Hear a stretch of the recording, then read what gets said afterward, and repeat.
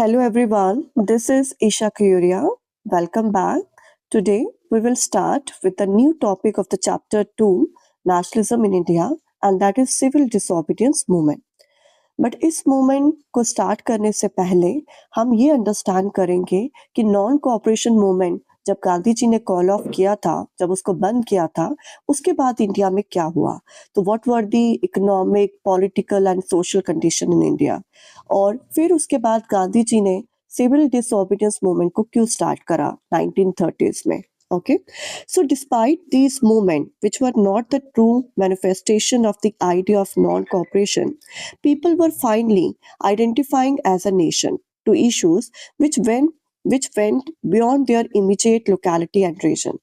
सो कहीं न कहीं हमें पता है कि जब non cooperation movement call off हुआ था, तो गांधी जी ने बेसिकली ये अंडरस्टैंड करा कि अभी भी जो इंडिया के लोग हैं, वो पूरी तरह से प्रिपेयर नहीं है कि कैसे हमें किसी मूवमेंट को चलाना है इन अ नॉन वायलेंट वे। क्योंकि बहुत से प्लेसेस में वायलेंस हो रहा था, और फिर जब चौरी चौरा इंसिडेंट हुआ, तो उसके बाद गांधी जी ने डिसअपॉइंट होकर मूवमेंट को कॉल ऑफ कर दिया।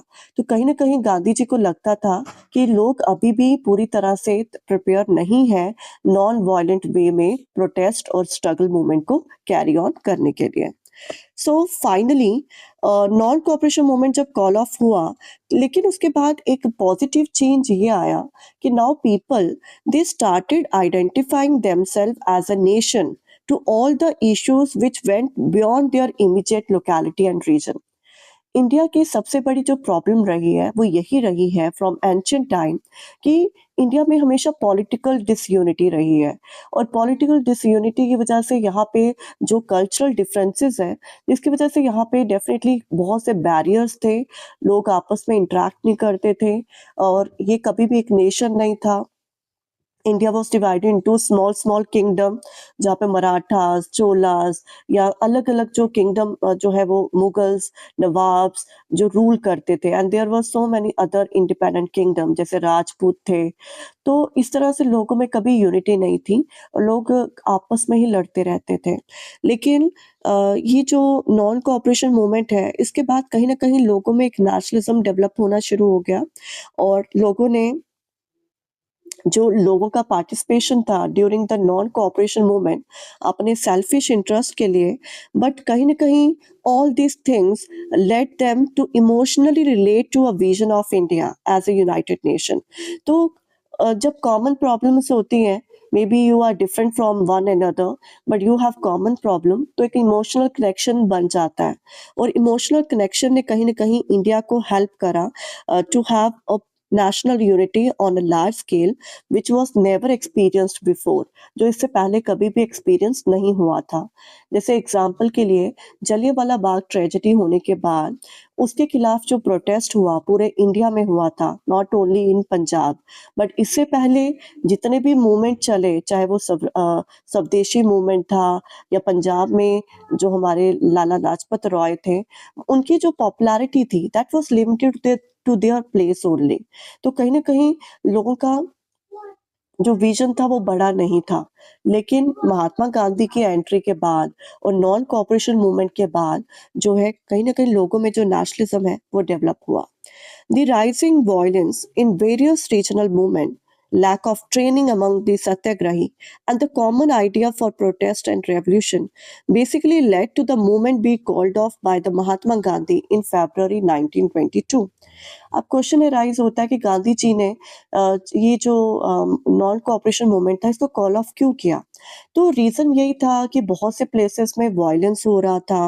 अभी भी उनको लगता था कि हमारे जो लोग हैं वो पूरी तरह से ट्रेन नहीं है to start any struggle movement in a non violent way. और उनका जो मानना था कि जो रेवोल्यूशन है, जो कॉमन जो प्रोटेस्ट है, वो एक कॉमन फ्रंट में होना चाहिए, हम सबका मोटिव एक होना चाहिए।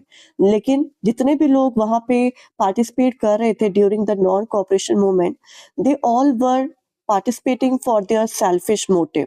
उन सबके अपने सेल्फिश मोटिव थे, और जब वो मोटिव पूरे नहीं हो पाए तो उन्होंने उसमें पार्टिसिपेट करने से मतलब बंद कर दिया।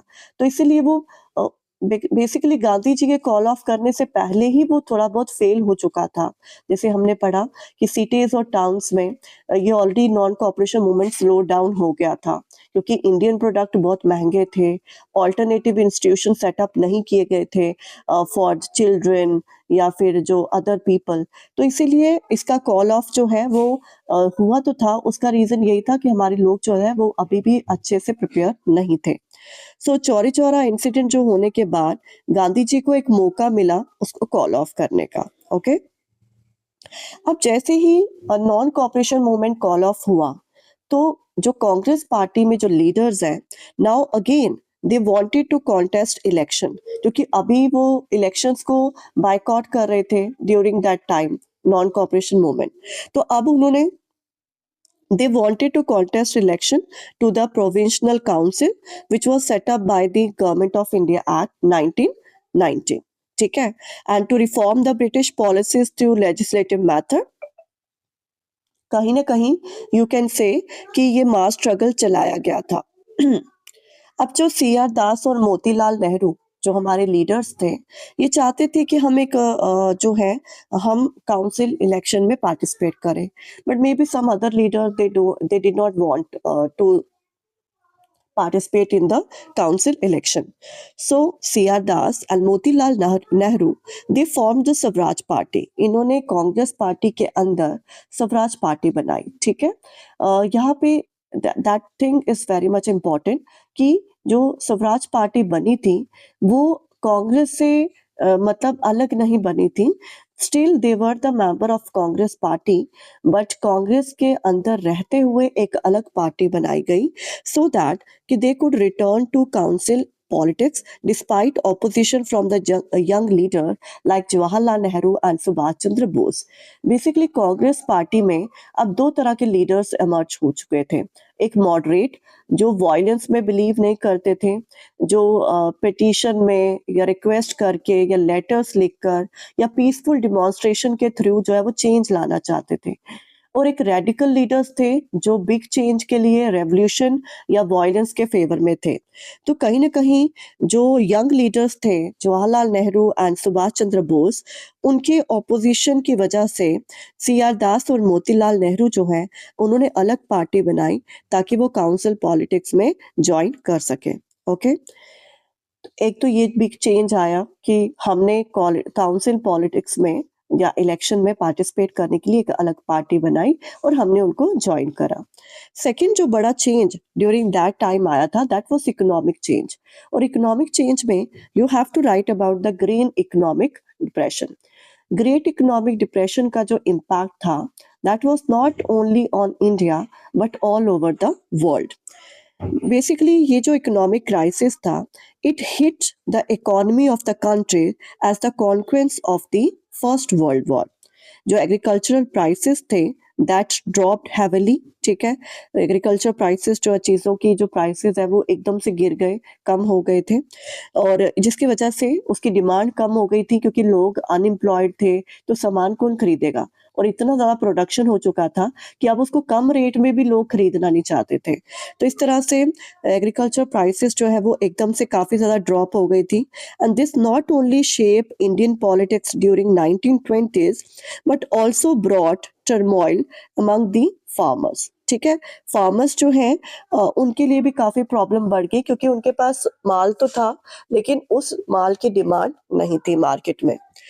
तो नॉन कॉपरेशन मूवमेंट के बाद इकोनॉमिक जो क्राइसिस है इससे भी काफ़ी ज़्यादा इम्पैक्ट पड़ा एग्रीकल्चर सेक्टर पे, और एग्रीकल्चर सेक्टर के साथ इंडस्ट्री सेक्टर, सर्विस सेक्टर, लोगों की जॉब जाने लगी, अनएम्प्लॉयमेंट काफ़ी कॉमन हो गया था। तो इस तरह से लोग जो है उनकी सफरिंग जो है वो बढ़ती जा रही थी। सो इकोनॉमिकली लोग सफ़र कर रहे थे, पॉलिटिकली हमारे पास पावर नहीं थी।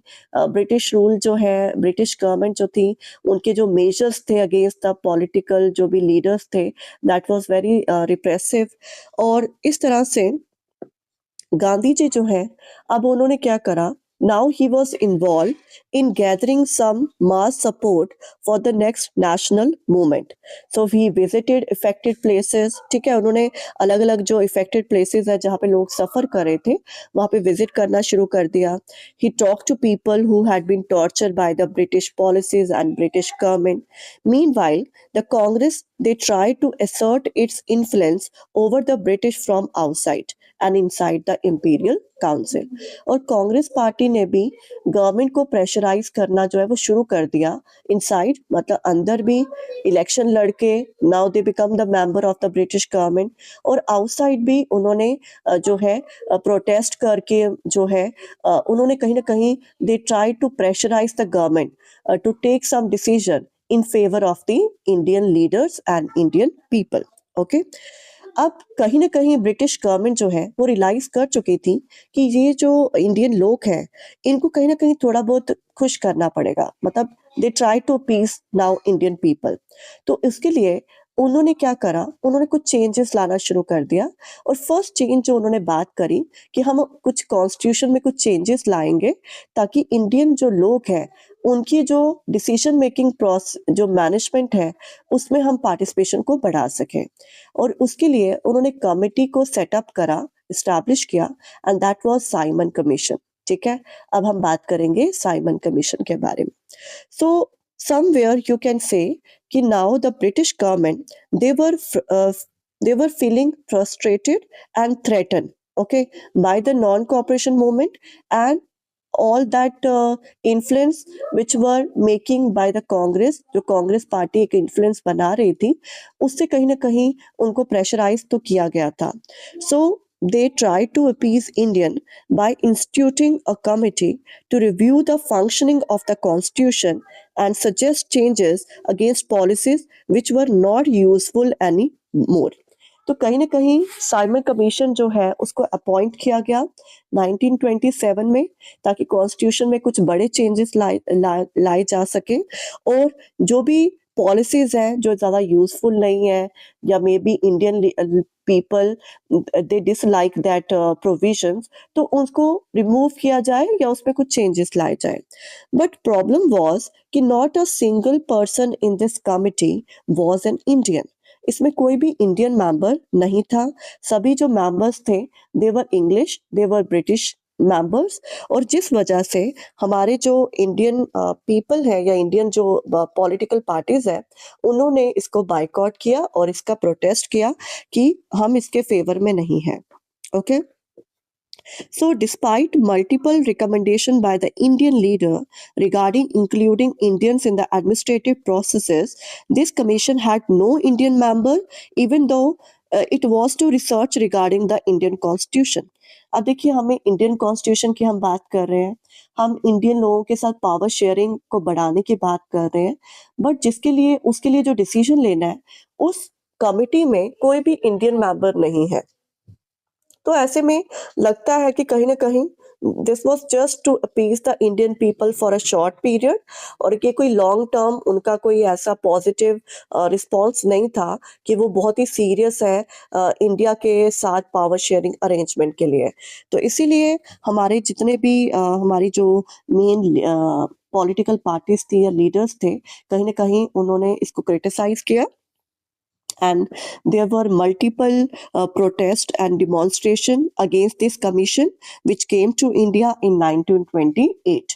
तो जब ये साइमन कमीशन जो है ये जब 1928 में इंडिया में आया to review the constitution, so all the political party mainly the Muslim League and Indian National Congress, they participated with equal vigor in this movement to boycott it. ठीक है, तो इसको बाइकॉट करने की बात हुई और इसको क्रिटिसाइज किया गया. गो साइमन बैक, इस तरह के स्लोगन दिए गए, ब्लैक फ्लैग्स दिखाए गए, शो किए गए in order to show the protest against this commission. तो इस तरह के कुछ जो स्टेप है वो लिए गए थे. और one more fact is there कि जो Lala Lajpat Rai, one of the most popular leader, okay, before Gandhi ji entry in India, जो लाला लाजपत रॉय थे वो एक बहुत ही पॉपुलर लीडर थे इंडिया के, मेनली इन पंजाब.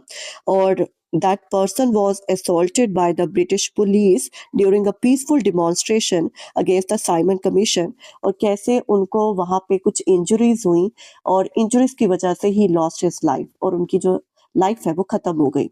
तो कहीं ना कहीं लाला लाजपत राय की जो डेथ है वो साइमन कमीशन के प्रोटेस्ट के टाइम पे हुई थी, जहाँ पे उनको काफी ज्यादा टॉर्चर किया गया था by the British police. So to handle this situation you can say कि अब ब्रिटिश गवर्नमेंट जो थी वो थोड़ा सा डिफेंसिव मोड में थी। अपनी इमेज को अच्छा बनाने के लिए they try to appease Indian again, तो फिर से उन्होंने इंडियन को खुश करने की सोची, और उसके साथ ही उन्होंने दोबारा से एक डोमिनियन स्टेटस ग्रांट देने का एक अनाउंसमेंट कर दिया, ठीक है। And during that time the viceroy of India that was Lord Irwin. Okay, so अगर अभी तक का जितना भी हमने डिस्कस किया है, अगर आप इसको अंडरस्टैंड करेंगे तो आपको समझ आ जाएगा कि क्या-क्या चेंजेस या क्या-क्या डेवलपमेंट हुई that led to the launch and start of civil disobedience movement. Okay, so हमने डिस्कस किया, सबसे पहले आप इसमें बताएंगे कि नॉन कोऑपरेशन मूवमेंट को कॉल ऑफ किया गया बाय गांधी जी। गांधी जी ने क्यों कॉल ऑफ किया? बिकॉज ही थॉट कि अभी भी जो हमारे सत्याग्रही हैं, जो हमारे जो रेवोल्यूशनरी पीपल है, नेशनलिस्ट हैं, वो अभी भी रेडी नहीं है to start any struggle movement in non violent way, क्योंकि बहुत वायलेंस होता जा रहा था। तो वो चाहते थे कि पहले लोगों को अच्छे से ट्रेन किया जाए। सेकेंडली, ड्यूरिंग दैट टाइम जब इसको कॉल ऑफ कर दिया गया, तो जो कांग्रेस पार्टी है उसके कुछ लीडर्स जो थे, they wanted to participate in council election and to be the part of the British government, ताकि सिस्टम के अंदर बैठ के हम अपनी पावर जो है उसको बढ़ा सके। तो इसीलिए सी आर दास थे और जो मोतीलाल नेहरू थे, उन्होंने एक अलग पार्टी बनाई but with in the Congress, and they contest election and they become the part of the government. उसके बाद इंडियन लोगों को पीस करने के लिए हमारी जो ब्रिटिश गवर्नमेंट है, उन्होंने एक साइमन कमीशन को लाया, अपॉइंट किया to review the constitution, but उसमें सभी ब्रिटिश मेंबर थे। तो ब्रिटिश मेंबर होने की वजह से इंडियन जो हमारे लीडर्स हैं या पॉलिटिकल पार्टीज हैं, उन्होंने उसको क्रिटिसाइज किया और उसका बायकॉट किया। उसके बाद जो नेक्स्ट जो चेंज आया वो ये था कि during that time economic depression की वजह से भी हमारे जो लोग हैं वो इकोनॉमिकली सफ़र कर रहे थे। तो इस तरह से यू कैन से कि काफ़ी ज़्यादा प्रॉब्लम बढ़ती जा रही थी। So great economic depression made the people life of people very miserable. Lahore conspiracy case, Meerut में एक कॉन्फ्रेंसी केस हुआ था which created discontent among the Indian. उसके बाद फाइनली एक स्टेप लिया गया which was a major step taken by the Congress party, and that was the Lahore Congress session. 1929 में एक लाहौर कांग्रेस सेशन हुआ, और उस सेशन में जो जवाहरलाल नेहरू थे, who was the chairperson of that session, he declared कि now we would fight for complete independence। मतलब अभी हमारा एम ये नहीं है कि हमें ब्रिटिश गवर्नमेंट से रिक्वेस्ट करके पावर लेनी है या पावर शेयरिंग अरेंजमेंट में बात करनी है। Now we wanted complete independence, Purna Swaraj, जहाँ पे हम अब बात कर रहे हैं कि ब्रिटिश रूल जो है उसको हमें हटाना है और हमें कंप्लीट इंडिपेंडेंस चाहिए। और ये डिक्लेरेशन जो है वो 1928-29 में लाहौर कांग्रेस सेशन के साथ किया गया था। और उसके बाद जो कांग्रेस पार्टी है, दे डिसाइडेड कि अभी जो हमारा मूवमेंट होगा वो किसके लिए होगा? कंप्लीट इंडिपेंडेंस के लिए। और इसीलिए फिर सिविल डिसोबीडियंस मूवमेंट को स्टार्ट किया गया था, और गांधी जी ने इसको इनॉग्रेट किया था, इसको स्टार्ट किया था by breaking the salt law. अब ये सॉल्ट लॉ को ही क्यों चुना गया, तो उसके पीछे भी एक कहानी है और उसके बारे में भी हम डिस्कस करेंगे। सो बेटा, लाहौर कांग्रेस सेशन काफ़ी इम्पोर्टेंट है and it was a significant milestone or step in the Indian national movement। और ये क्यों था, ये क्यों इम्पोर्टेंट था? क्योंकि एक तो इसके प्रेसिडेंट जो थे वो जवाहरलाल नेहरू थे। इसमें हमने पहली बार डिक्लेयर किया था कि अब हमारा जो एम रहेगा फाइट करने का, दैट वुड बी पूर्ण स्वराज।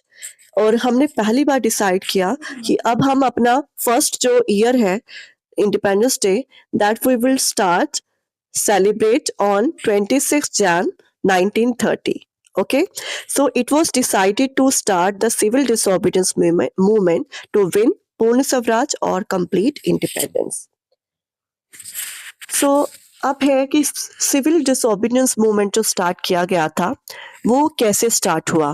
तो बेसिकली आई टोल्ड यू कि Gandhi ji inaugurate this movement by disobeying one law and that was salt law.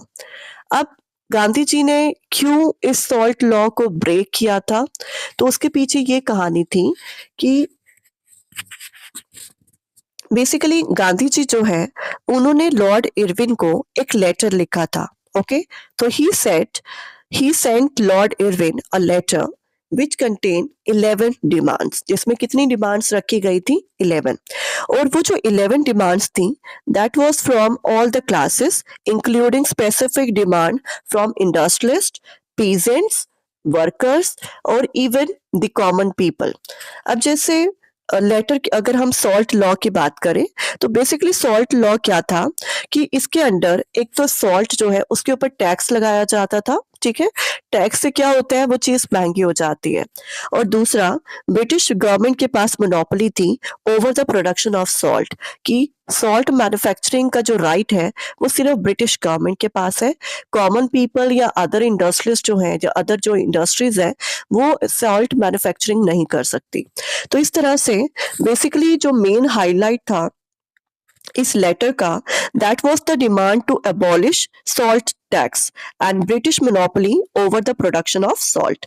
Salt एक ऐसी कॉमोडिटी था which was used by the rich and poor all. ठीक है, रिच और poor people सब लोग सॉल्ट यूज करते थे अपने किचन में, और it was a universal thing जो हर कोई यूज करता है. So Lord Irwin was unwilling to negotiate over this demand. कुछ डिमांड को माना गया, बट जो इसमें जो मेन हाईलाइट था वो था कि इसको सॉल्ट लॉ को जो है वो अबॉलिश किया जाए. बट इसको अबॉलिश नहीं किया गया by the British government. So इसीलिए फिर गांधी जी ने कहा कि हम जो सिविल डिसोबीडियंस मूवमेंट स्टार्ट करेंगे that will with the breaking this law. ठीक है, सॉल्ट लॉ.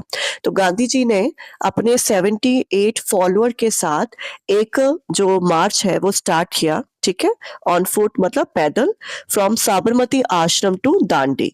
दांडी एक कोस्टल टाउन है, ठीक है, गुजरात में, और वहां तक इस मार्च को कंटिन्यू रखा गया. 6 अप्रैल को गांधी जी अपने फॉलोअर्स के साथ दांडी पहुंचे थे. ओके, और फिर वहां पे लॉ को वायलेट किया गया. कैसे किया गया? बाय इनॉग्रेटेड द मूवमेंट और by breaking the salt law, जिसके लिए वहां पे नमक बनाया गया था. ठीक है, so he manufactured salt thereby boiling sea water and which mark the beginning of the civil disobedience movement.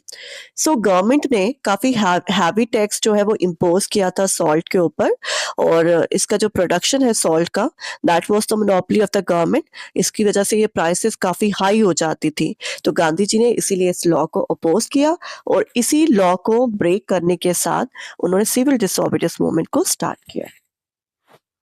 Okay, so अब आता है कि what were the main features of the civil disobedience movement. तो जब आप इसके बारे में लिखेंगे तो डेफिनेटली आपने पहले तो वही बताना है कि इसको कैसे स्टार्ट किया गया था. तो by breaking the salt law. Okay, और उसको कैसे किया गया? बाय मैन्युफैक्चरिंग सॉल्ट और manufacturing by boiling salt water. और इस तरह से ये लॉ जो है वो ब्रेक हुआ. और उसके बाद फिर लोगों ने क्या करा?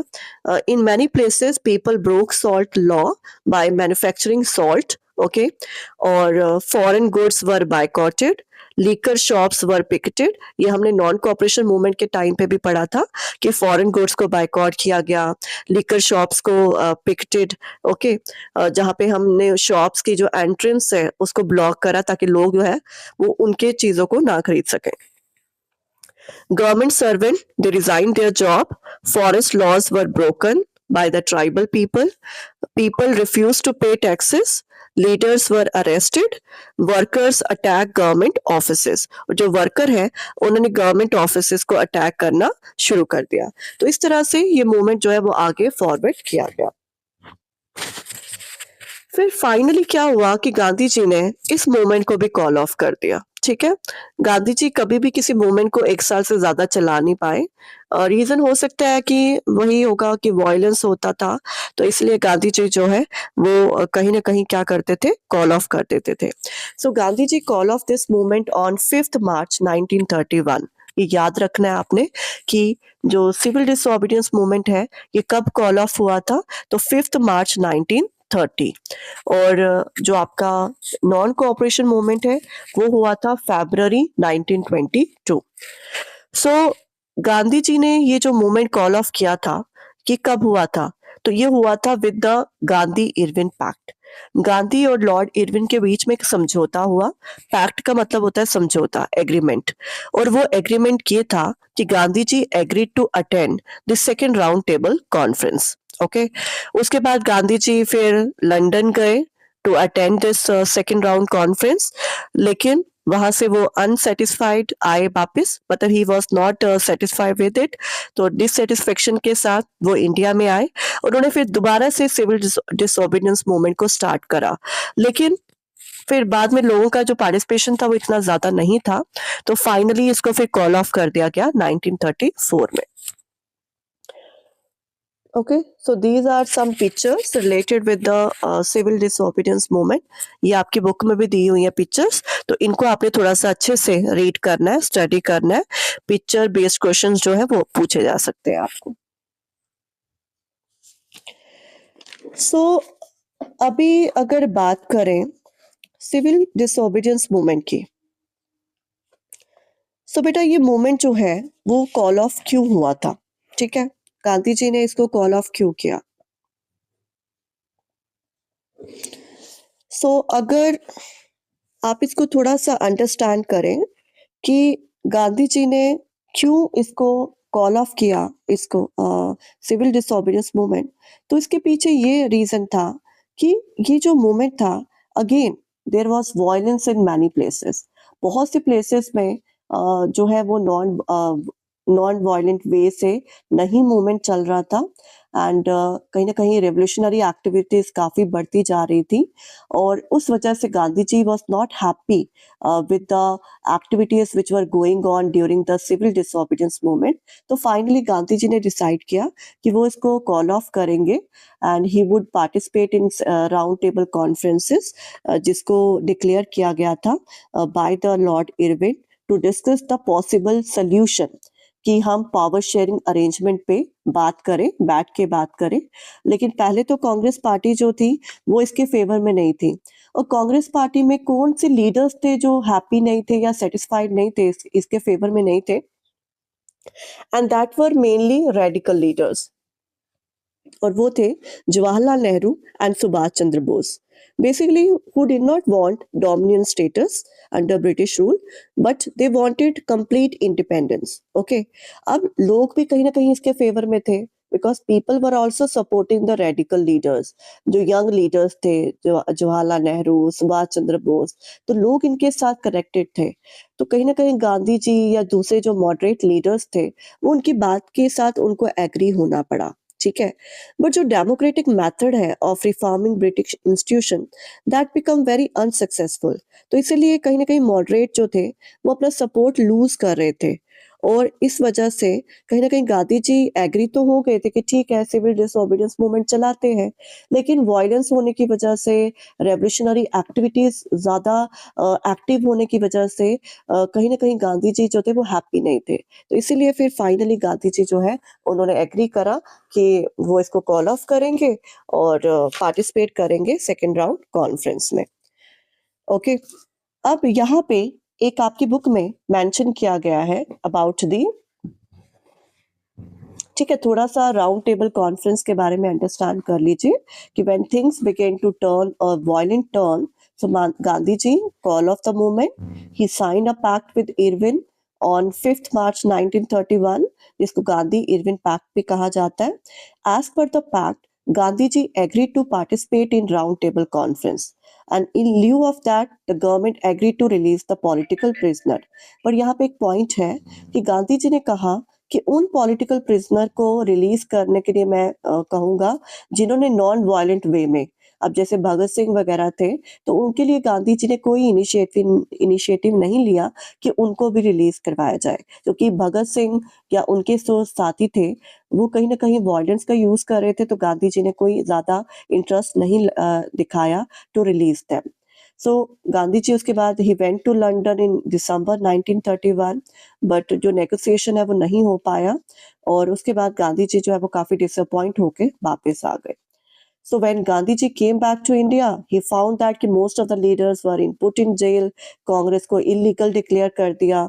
तो basically गांधी जी को वहां पे बुलाकर पीछे से जो ब्रिटिश गवर्नमेंट है उनका जो वे था that was very repressive. उन्होंने सभी लीडर्स को जेल में डाल दिया. उन्होंने जो मेजर्स लिए कि कांग्रेस पार्टी को इलीगल डिक्लेयर कर दिया, और जो मेजर्स थे टू प्रिवेंट मीटिंग, सेंसरशिप लगा दिया, डिमॉन्स्ट्रेशन, बाइकॉट, और फिर गांधी जी ने आके दोबारा से रीलॉन्च तो करा, लेकिन तब तक लोगों का सपोर्ट जो है वो काफी ज्यादा लूज कर चुके थे, और फिर 1934 तक ये मूवमेंट पूरी तरह से अपना जो मोमेंटम है वो लूज कर चुका था, और फिर गांधी जी ने फाइनली इसको कॉल ऑफ कर दिया. ओके, अब आता है नेक्स्ट जो है हम डिस्कस करेंगे कि what was the difference between non-cooperation and civil disobedience movement. So देखो डिफरेंस यही है कि during the non-cooperation movement time people refused to cooperate, मतलब उन्होंने कहा कि हम आपको कॉपरेट नहीं करेंगे, बट किसी तरह का कोई लॉ या कोई रूल ब्रेक नहीं किया था. But during the civil disobedience movement people broke laws, लोगों ने लॉज को ब्रेक करा. ठीक है, नॉन कॉपरेशन मूवमेंट के टाइम पे जो मुस्लिम पीपल है उन्होंने काफी लार्ज स्केल पे पार्टिसिपेट करा, लार्ज नंबर में, लेकिन during the civil disobedience movement Muslim जो पार्टिसिपेशन था दैट वाज वेरी लेस. ठीक है, आफ्टर दैट जो नॉन कॉपरेशन मूवमेंट है उस टाइम पे no tax campaign were not there. ठीक है, वहां पे कोई भी टैक्स कैंपेन जो है वो नहीं चलाया गया था, and people refuse to pay taxes in civil disobedience movement. ठीक है, लोगों ने टैक्सेस को पे करने से मना कर दिया during the civil disobedience movement, लेकिन नॉन कॉपरेशन मूवमेंट के टाइम पे ऐसा कोई टैक्स कैंपेन नहीं चलाया गया था कि हम टैक्स नहीं पे करेंगे, क्योंकि जब आप टैक्स नहीं पे करोगे दैट मीन्स आप किसी ना किसी तरह का लॉ ब्रेक कर रहे हो. तो मैंने आपको पहले ही बताया कि नॉन कॉपरेशन मूवमेंट के टाइम पे किसी तरह का कोई लॉ जो है वो ब्रेक नहीं हुआ था. तो ये this was the big difference between non cooperation and civil disobedience movement, कि नॉन कॉपरेशन मूवमेंट के टाइम पे लॉ ब्रेक नहीं किए गए और सिविल डिसोबीडियंस मूवमेंट के टाइम पे लॉ ब्रेक किए गए थे. अब आता है कि what was the response of Britishers. So Britishers के रिस्पांस की बात करें तो the colonial government they began to arrest the Congress leaders. ठीक है, जैसे हमने पढ़ा कि गांधी जी जब लंदन गए तो जब वो वापस आके उन्होंने देखा कि उनके ज्यादातर जो कांग्रेस लीडर हैं they were in jail during that time.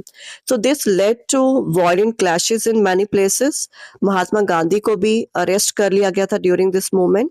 People began to attack the symbol of British rule, जैसे जो भी गवर्नमेंट बिल्डिंग्स है, पुलिस पोस्ट है, लॉ कोर्ट्स, रेलवे स्टेशंस, और इवन उस टाइम पे women they also participated in large number, तो उनको भी टॉर्चर किया गया, उनको भी अरेस्ट किया गया. जो जेल्स है, lakhs of people were arrested during that time, लाखों लोगों को उस टाइम पे अरेस्ट कर लिया गया था. Okay, now we will discuss about the participant of the civil disobedience movement. So बेटा ये जो मूवमेंट था इस टाइम पे बहुत से जो ग्रुप्स हैं उन्होंने पार्टिसिपेट करा था. ओके, और ज्यादातर जो ग्रुप्स इसमें पार्टिसिपेट कर रहे थे उनके अपने कुछ रीजन थे, अपने कुछ सेल्फिश मोटिव थे to participate in this movement. Okay, so पहले हम बात करेंगे अबाउट द फार्मर्स.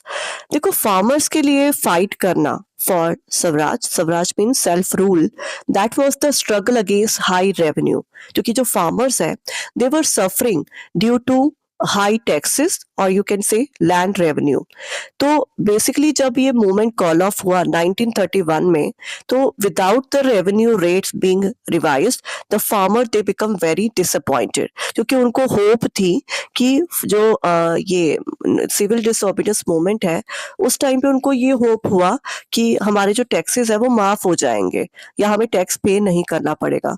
लेकिन गांधी जी ने बहुत ही 1 साल के अंदर दोबारा से मूवमेंट को कॉल ऑफ कर दिया, तो लोग काफी डिसअपॉइंट हुए क्योंकि रेवेन्यू रेट रिवाइज नहीं हुए, तो लोगों को रेवेन्यू पे करना पड़ा, जिसकी वजह से उनको काफी टॉर्चर भी किया गया। तो इस वजह से जब गांधी जी ने दोबारा से इसको रीलॉन्च किया 1932 में, तो बहुत से जो हमारे फार्मर्स हैं दे रिफ्यूज टू पार्टिसिपेट, क्योंकि उनको कहीं ना कहीं लगा कि दोबारा से कॉल ऑफ हो जाएगा और वो कहीं ना कहीं सफर करेंगे। तो इस तरह से आप अंडरस्टैंड कर सकते हैं कि जो फार्मर्स हैं व्हाई दे वर पार्टिसिपेटिंग, तो उसके पीछे यही रीजन था, जो रिच पीजेंट्स हैं उनका यही रीजन था कि कहीं ना कहीं उनको ये होप थी कि अगर गांधी राज आएगा और ब्रिटिश अगर हारते हैं, तो कहीं ना कहीं रिलैक्सेशन मिलेगी फ्रॉम हाई रेवेन्यू। अब हम बात करेंगे अबाउट दी पुअर पीजेंट्स, ठीक है। सो देखो, जो पीजेंट्स हैं वो भी हमारी सोसाइटी में 2 तरह के थे, रिच एंड पुअर। जो रिच पीजेंट्स हैं उनको भी यही था कि रेवेन्यू माफ हो जाएगा तो उनको रेवेन्यू कम पे करना पड़ेगा, बट ऐसा नहीं हुआ। और जो पुअर पीजेंट्स हैं वो क्यों सफर कर रहे थे, क्योंकि उनको भी जो रेंट पे करने होते थे वो भी काफी हाई थे, ठीक है। So they also wanted a reduction in revenue demands and also wanted unpaid rent to the remitted, since they could not earn much due to trade depression, okay, and cash income, क्योंकि उनकी जो cash income है वो भी काफी कम हो गई थी।